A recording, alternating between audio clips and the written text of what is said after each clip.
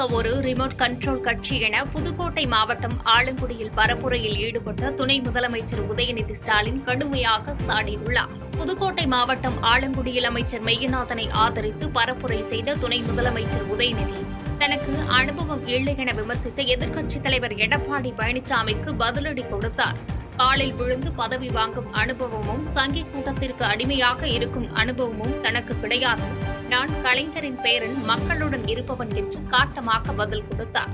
மேலும் அதிமுக பாஜகவின் ரிமோட் கண்ட்ரோலாக செயல்படுவதாகவும் தமிழகம் எப்போதும் டெல்லிக்கு அவுட் ஆஃப் கண்ட்ரோல் தான் என்பதை இந்த தேர்தல் நிரூபிக்கும் என்று தெரிவித்தார். என்னை பத்தி தொடர்ந்து பேசிட்டு இருக்கிறாரு. எனக்கு எந்த அனுபவமே இல்லை அப்படின்னு சொல்லிட்டு இருக்கிறாரு. ஆமா, எனக்கு அந்த அனுபவம்லாம் எனக்கு இல்லதான். இங்க பாருங்க, யாரும் தெரியுதா? யாரும் தெரியுதா? கீழே மண்டி போட்டிருக்காரு, யாரும் தெரியுதா? அவர் தான் திரு எடப்பாடி பழனிசாமி அவர்கள். இதுதான் அவருடைய அனுபவம். இந்த அனுபவம் நிச்சயமா என்கிட்ட கிடையாது. யார் காலையும் விழுந்து பதவி வாங்குற அனுபவம் எனக்கு கிடையாது. சங்கி கூட்டத்துக்கு பயப்படுற அனுபவம் எனக்கு கிடையாது. என்னுடைய அனுபவம் என்னைக்கும் மக்களோடு மக்களா நிற்பேன், சுயமரியாதைக்காக நிற்பேன். இந்த உதயநிதி கலைஞருடைய பேரை என்னைக்கு மக்களா நிற்பேன். வர தேர்தல் அதாவது ஊர்ல சொல்லுவாங்க பழமொழி, ஜாடிக்கு ஏத்த மூடி மாட்டிருக்குன்னு கேள்விப்பட்டிருக்கீங்களா? அது மாதிரி இன்னைக்கு மோடிக்கு ஏத்த ஒரு அடிமையாக திரு எடப்பாடி பழனிசாமி அவர்கள் மாட்டிருக்கிறாங்க. வாக்குறுதி அளித்துவிட்டு வரவில்லை, அரசாணை வெளியிட்டு மக்கள் முன்பு நிற்கிறோம் என வாக்கு சேகரிப்பில் ஈடுபட்ட அமைச்சர் துரைமுருகன் பேசினார். வேலூர் மாவட்டம் காட்பாடி தொகுதியில் போட்டியிடும் திமுக பொதுச் செயலாளர் துரைமுருகன் ஈஸ்டர் திருநாளை முன்னிட்டு தேவாலயத்தில் பிரார்த்தனை செய்து வாழ்த்துக்களை பகிர்ந்து கொண்டார். தொடர்ந்து பரப்புரையின் போது பேசிய அவர், மகளிர் உரிமைத் தொகை உயர்வு, முதியோர் பென்ஷன் ரூபாய் 2000 உயர்வு உள்ளிட்ட திமுகவின் தேர்தல் வாக்குறுதிகள் அனைத்தும் ஏற்கனவே செயல்படுத்த உத்தரவிடப்பட்டு உள்ளதாக கூறினார். மற்றவர்கள் வாக்குறுதி மட்டுமே தருவதாகவும், ஆனால் திமுக திட்டங்களை செயல்படுத்திவிட்டு வாக்கு கேட்பதாகவும் அமைச்சர் துரைமுருகன் பெருமிதம் தெரிவித்தார். குளிப்பதற்கு ஒரு குழாய் வைப்பார்கள், அதே மாதிரி குளியல் குளிப்பதற்கு அறைகள் கட்டி அறைகள் கட்டியிருப்பார்கள். அதிலே குளிக்கலாம், உடை மாற்றிக் கொள்ளலாம். அதையும் தட்டி தர வேண்டும் என்று உத்தரவு போட்டிருக்கிறார் நம்முடைய முதலமைச்சர்கள். கரும்பு கொள்விலைக்கு 4000 ரூபாய் ஏற்றி கொடுத்திருக்கிறார்கள். ஆக இவை எரிந்து விட்டுதான் ஓட்டு கேட்பதற்காக வந்திருக்கிறார்.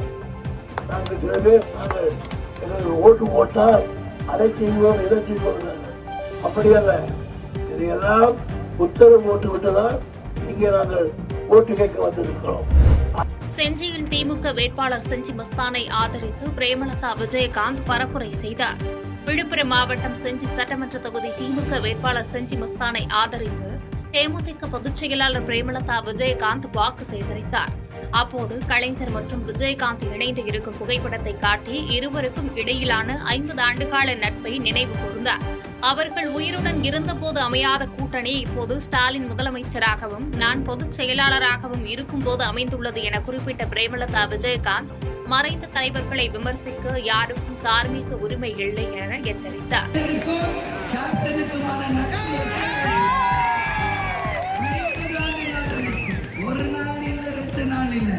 50 ஆண்டு கால நட்பு, ஒரு முறையும் கூட்டணி அமைப்பும் சொல்ல என்னமோ நடக்காமையே போயிடுச்சு.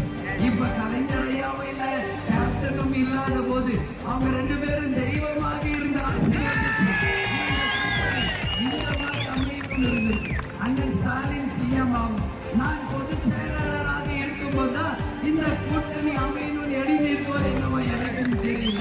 அதனால சொல்றேன், இவங்க 2 பேருமே தெய்வமாக இருந்து அங்கிருந்து இந்த கூட்டணி வெற்றி பெறவும் நமது 234 தொகுதியில நம்ம வேட்பாளர்கள் 200க்கு மேல அத்தனை பேரும் வெற்றி பெற்ற அண்ணன் அவர்கள் ஆட்சி அமைச்சு 7வது முறையாக உறுதியாக முதல்வராக வருவார்.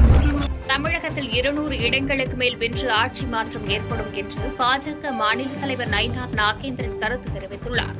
குமரியில் செய்தியாளர்களிடம் பேசிய அவர், தமிழகத்தில் சட்டம் ஒழுங்கு சீர்குலைந்துள்ளதாக குற்றம் சாட்டினார். கஞ்சா மற்றும் போதைப்பொருள் புழக்கம் அதிகரித்துள்ளதாலேயே குற்றங்கள் பெருகியுள்ளதாக கூறிய நயினார் நாகேந்திரன், எய்ம்ஸ் மருத்துவமனை பணிகள் 90% முடிந்துவிட்டதாகவும் முதலமைச்சர் ஸ்டாலின் பொய் குற்றச்சாட்டுகளை கூறி வருவதாகவும் சாடினார். மேலும் இந்த தேர்தலில் தேசிய ஜனநாயக கூட்டணி 200 இடங்களுக்கு மேல் வெற்றி பெற்று எடப்பாடி பழனிசாமி மீண்டும் முதலமைச்சர் ஆவார் என நம்பிக்கை தெரிவித்தார். சட்டமன்ற பொதுத் தேர்தலில் தேசிய ஜனநாயக கூட்டணி 200 இடங்களுக்கு மேலாக நிச்சயமாக வெற்றி பெறும்.